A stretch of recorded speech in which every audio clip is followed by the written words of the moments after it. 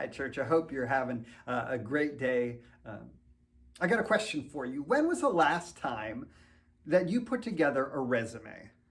I'm wondering, did you feel the tension to exaggerate your work experience? Like when you worked at a fast food restaurant, maybe flipping burgers, did you describe it as working as a nutrition specialist? Or the time your supervisor asked, hey, would you go pick up the cake for the office birthday party, which you listed as director of resource procurement? One study published in Inc. Magazine suggested that 85% of job applicants had lied on their resume. In the passage we're going to look at, the Apostle Paul shares his resume. He shares basically his life prior to his encounter with Jesus on the road to Damascus. And while it was a resume that would kind of put him head and shoulders above even his most advanced peers, it was no exaggeration.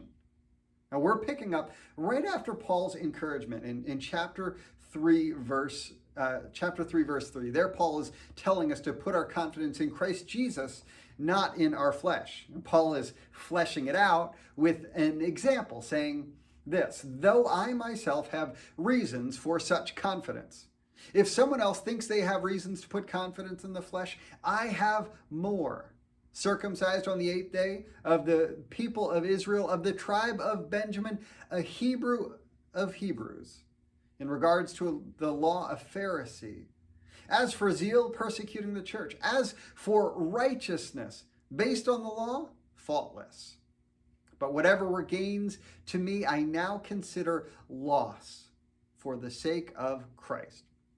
Now, his qualifications fall into kind of one of two categories.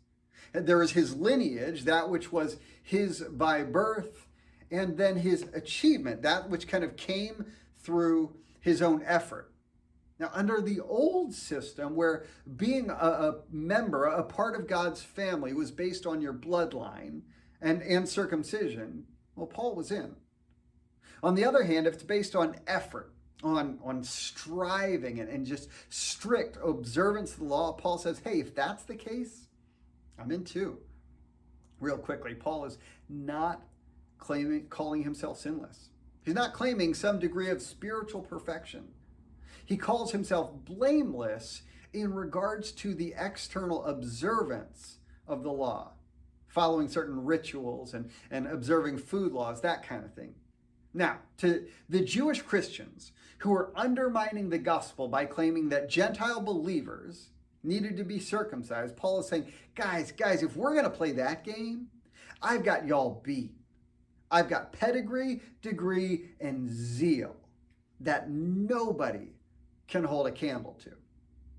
Now, in listing the 7 things that Paul lists, it's as if he's got a spreadsheet open, and he's listing them out one at a time in the debit column. He's totaling them up as if they were assets in his favor. Then he gets to the bottom and he crosses it out. And he moves the assets into the debits into the credit column. It says, I consider it a loss for the sake of Christ.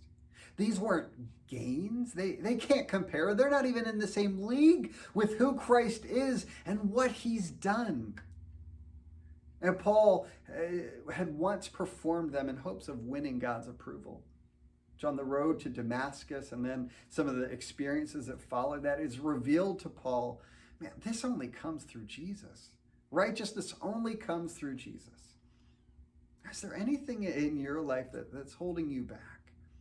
And sure, you know, I've been saved by grace, but you're still putting these little ticks in your ledger that give you a sense, hey, I'm a good Christian. Are there things that you do because deep down, like in your guts, you think this is going to make God proud of me?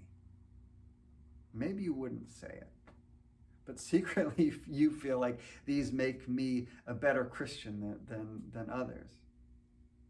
Maybe it's your prayer time, your morning devotions, or even your giving. Now, these aren't bad things. They're spiritual disciplines that actually help us to draw closer to God. But done with the wrong motive, as Paul discovered, actually moves us further away from God. In Christ, you are a child of God. You are perfectly loved and delighted in, not because of what you do, but because of what Christ has done for you. He is your resume. Try as you might, his work cannot be exaggerated. May the Lord bless you today.